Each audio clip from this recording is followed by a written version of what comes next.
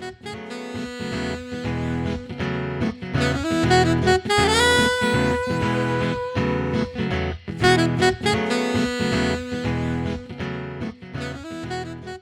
hey, welcome to today's episode of In the Growth Space. I'm your host, David McGlennon, and it's really great to be with you today. And today, I wanted to tackle a topic that every leader struggles with, and they struggle with it at least some point in their journey, if not constantly. And as a coach for every level of leader, I've seen it and I've discussed it with clients who are business owners, they're CEOs, they're presidents, and especially emerging leaders. And I've heard it so much recently that I really wanted to do a special podcast episode on it. So what is it that is a universal struggle? It's imposter syndrome, or as sometimes it's called, imposter experience. It's that feeling that you don't belong. It's that feeling that you're not good enough, that you're a fraud. It's the feeling that someone's going to really find out that you don't know what you're doing and you're in way over your head, or you're really in the deep end of the pool. And it's a feeling, quite honestly, that can be debilitating, and it can really prevent a lot of leaders from reaching their full potential. But don't worry, today we're going to give you some strategies and some tips on how to overcome and really work through imposter experience. And I'm going to give you an exercise that you can do that's going to help you to really push through it and diminish that voice in your head so that you can really keep growing and reaching more of your potential. All right, so first, let's define what imposter experience really is. So imposter experience is really simply a psychological phenomenon. And it's something where an individual doubts their accomplishments. They have a persistent fear of being exposed as a fraud. They're afraid of failing. And as I mentioned a moment ago, leaders are particularly vulnerable to this imposter experience. And it's really probably because they feel the most pressure to be perfect and to perform and also to have all the answers, so to speak. And that's the one thing that I always stress to my inner circle members, especially my emerging leaders, is that no leader has all the answers. As a matter of fact, I really believe that the best leaders realize they don't have all the answers, and they're incredibly curious. And then they, in turn, ask a lot of questions, and then they listen generously. And they get the input from the people that are around them, others that they're interacting with, and a lot of times the most successful leaders are part of peer groups, and they're part of masterminds like our inner circle groups, like the elite inner circle, for example, and they gain perspectives that they don't have from other people, so they get that input. So let's take a look at my first tip or my first strategy for overcoming imposter experience. And that is to first acknowledge it. We have to acknowledge that we have it, and we have to acknowledge that we're feeling it. Imposter experience is so common, and it's important to recognize that it's just part of leadership. And admitting that you're feeling like a fraud or feeling out of your league is really the first step in overcoming it. So admitting that you're feeling it, it's difficult for a lot of people. I mean, our ego doesn't want us to allow us to do that, but it's really important that we recognize when we're experiencing these feelings, that we bring them out and we admit them. And part of this whole process is that you may notice that you're comparing yourself to others, or you're doubting your abilities, or maybe you're feeling anxious about being found out that you really don't know what you're talking about, or that you're a fraud, or whatever those things are, those stories are that you're telling yourself. But when you acknowledge these feelings, you can really start to take steps in overcoming them and really work through them, because if we don't acknowledge them, we can't work through them. So one way to do this is to write down your thoughts and your feelings in a journal. So you've probably heard me talk a lot about journaling, and it's a great tool for working through imposter experience as well. And it's a great way to assess your emotions and really just kind of be able to get in touch with them. And really, it also can identify any patterns or triggers that might be contributing to the feeling of the imposter experience. Now, the one thing you have to realize too, it's the emotions are like the weather. I mean, they change constantly. So they're coming through you, and nothing is forever.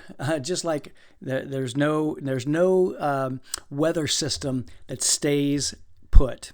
It always moves through you. So if you recognize that you're feeling that, you're recognizing that you're feeling this imposter syndrome, just recognize that they're going to float through you, kind of like the puffy white clouds on a beautiful spring day.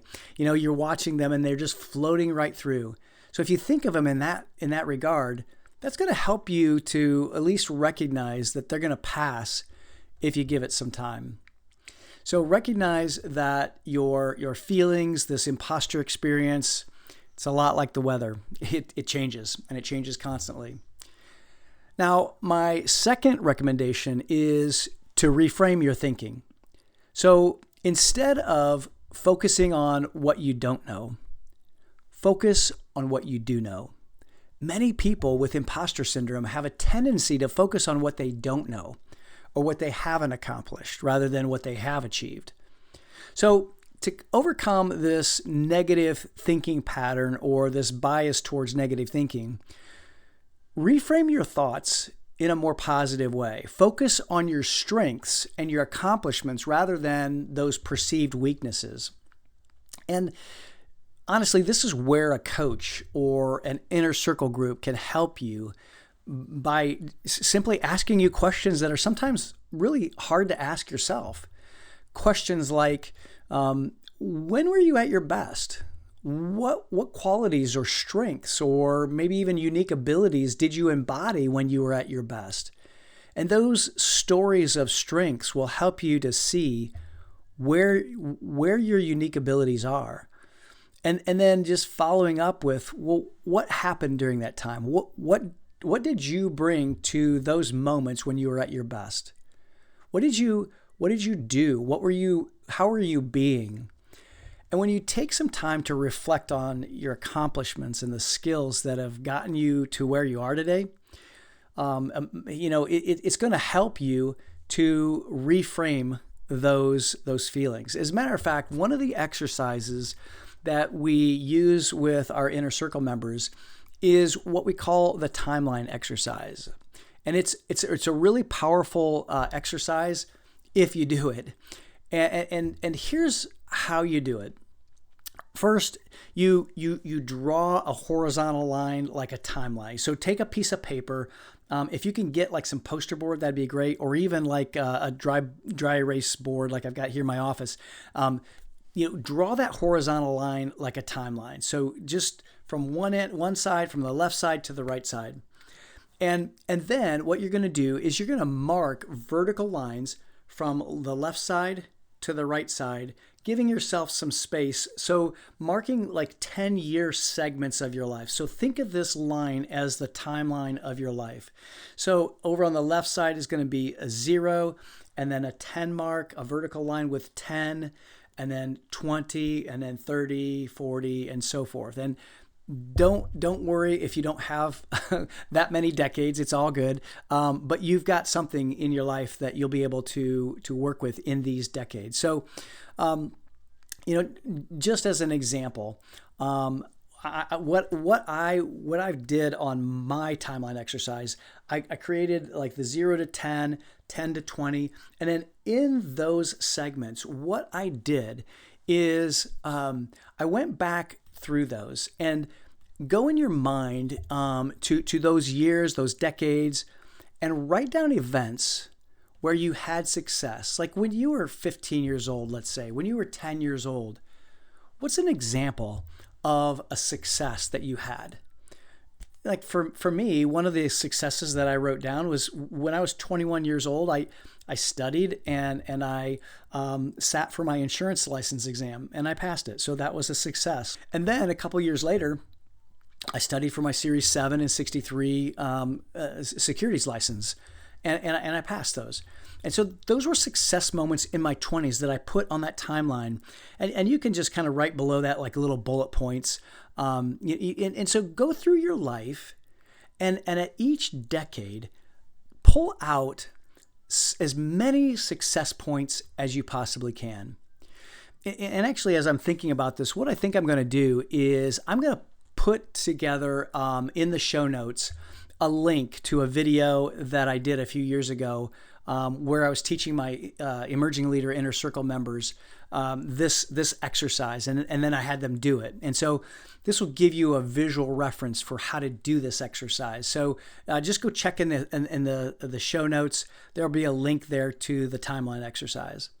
Now, once you've put as many of these successes on your timeline as you can, go back and look at each one of them, and then ask yourself, what were the skills or what were the elements that I learned in order to accomplish what I did?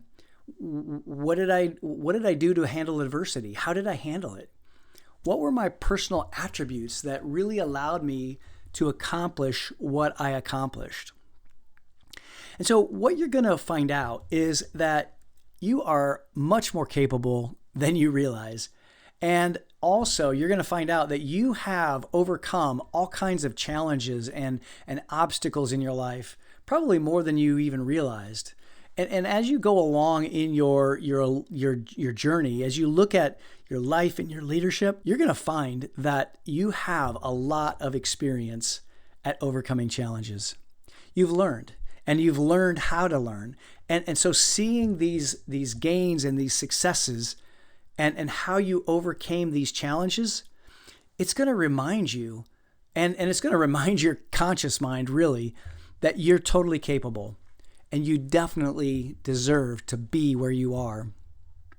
All right, now my third strategy or my third tip is to talk with somebody about it. And again, I know this probably sounds self-serving, but it's true.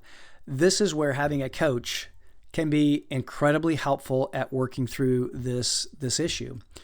When you have somebody who can ask you questions and remind you of your strengths and your unique abilities, it gives you the space to contemplate, how you are the right person for the job and why you are the right person to be where you are. So sharing your feelings, even with a trusted colleague or a mentor or a friend, can be incredibly helpful.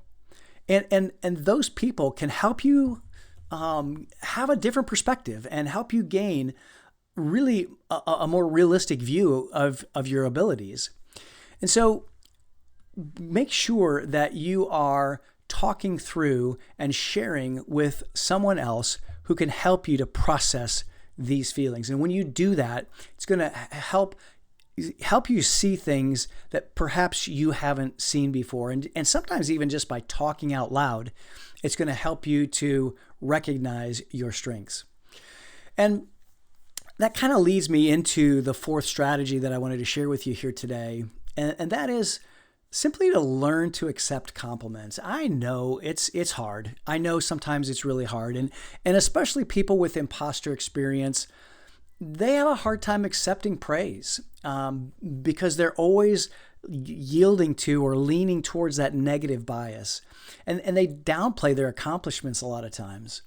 So instead of dismissing those compliments, when you get a compliment, when you get somebody who shares something with you that is really positive and gives you some great feedback, embrace them and begin practicing saying thank you when people give you a compliment or express some kind of appreciation for one of your strengths. Just say thank you. And when you accept these compliments, they're going to begin to help you realize that your accomplishments, they're real and they're having an impact. And frankly, you deserve to be where you are and you deserve the praise. And I will say too that one of the aspects of this is if you've never gone through a Strength Finders assessment, or if you've never even heard of what that is, I would highly recommend that you go through a Strength Finders assessment. You can find it. I'm sure you can find it online. Strength Finders 2.0, I think it is. It's an amazing assessment, and what it's going to help you to do is show you what your unique ability is, what your unique strengths are, and it gives you kind of your top 5, top 6 strengths. They'll actually rate them. I think there's 32 of them, maybe, or 33 of them. But in addition to that, one other thing that kind of comes to my mind right now is it's an exercise that Dan Sullivan from Strategic Coach really came up with, and it's really this idea of discovering your unique ability. And what you do is you send a note, maybe you send an email to some people in your inner circle, people who you know will be honest with you, they know you, and they'll be willing to give you some feedback. And the note probably would say something like, hey, I'm currently working on a process to discover my unique ability, and this is a concept based on the idea that everyone possesses this combination of talents and interests and capabilities that are unique to them. And with that said, I'd really appreciate it if you would help me identify my own unique ability. And if you do this by considering the following question, and then just send me back the answer. What do you see as my unique ability? My unique ability includes things like my talents, my abilities, my characteristics, things that describe me, what I'm good at, how I do things, and what you can count on me for, and maybe any other distinguishing features that you see about who I am. And I'd be really grateful if you could respond within the next couple of weeks so that you can help me. And, I appreciate your help and your support and look forward to hearing from you. Something like that. I mean, that would be a great email just to be able to send out to some people in your inner circle. And it's just one more way of becoming aware of your strengths and unique ability, especially those that you bring to your world, your leadership, and your life. And it's going to help you just realize that even if you're in deep water, you've got the unique ability to bring what it takes to your world. You can tread water in that deep end, and you can swim your way to the shallow end, and you can get out of the pool, and you can make sure that everything in your world is taking advantage of the unique abilities that you have. So let's go to my fifth and final strategy here. And it's really simple. Keep learning. Have a growth mindset, because what that means is you're able to learn new things. When you have a growth mindset, you can learn new things. You can try new things. You can fail at new things. And then that failing gives you the experiences and the learning opportunities that will help propel you to more growth. The more you learn, really, the more confident you're going to become. And I would also recommend that you take advantage of any kind of training opportunities that either your company provides or that you see in the marketplace. Read books, attend conferences, listen to podcasts like this one, as you are. And there are others that are great podcasts as well. Join masterminds like one of our inner circle groups. That way you're around other leaders who are also learning and growing. And the more you know, the more you will have confidence in your own abilities, and the less likely you are to feel like a fraud. And so just keep these strategies in mind. And all of these strategies really kind of work together to overcome this idea of imposter experience or imposter syndrome. And I didn't say this earlier, but sometimes it is a feeling of I'm not good enough, and it's a lot of leaders will say I need to work on my executive presence, all that means is I'm not feeling confident. And so one last little bonus tip that just came to my mind, it actually comes from a book called Presence by Amy Cuddy. There is a real connection between our mind and our body. And what she discovered in her research, she's a PhD, I think at Harvard or Stanford, one of those Ivy League schools. And what she found is that when we put our body into certain positions, for example, she talks about the Superman pose or the Superwoman pose, where you put your hands on your hips or your fists on your hips, and you expand your chest, and you put your head up, and there's a feeling of, I'm confident, I've got this. I would recommend that you go and watch her TED Talk, and even read the book. It's called Presence. It's a great book. It's a great way to be able to kind of link our mind and our body to just have one more way to overcome this feeling that either we're not good enough, or we're an imposter, or a fraud. And just remember, one, final thought is that it's a common feeling. You're not alone. We all experience it. I've experienced it. Many of my friends have experienced it. But by acknowledging it, reframing your thinking, talking to somebody about it, just continuing to learn to accept compliments and to keep learning, keep that growth mindset going, you can overcome imposter experience, and you can work through it, and you can become the leader that you were meant to be. Now, in order to get into or stay in your own growth space, let me ask you just one final question here. What's the one thing that you're going to take from this episode and implement today? What are you going to do? What's one thing that you can take away? You're not going to grow by just gaining head knowledge. You got to take action. And in Henry David Thoreau's language, you have to endeavor to live the life that you've imagined. So that means that you have to practice. You have to fail. You have to practice, fail, learn, and then keep repeating that cycle. And it's one that is never ending. It's just a continual learning cycle. All right, we'll leave it there for today. That's all for today's episode. Thank you for joining the In the Growth Space podcast. Please don't forget to hit the subscribe button. And if you wouldn't mind, give us a rating and a review.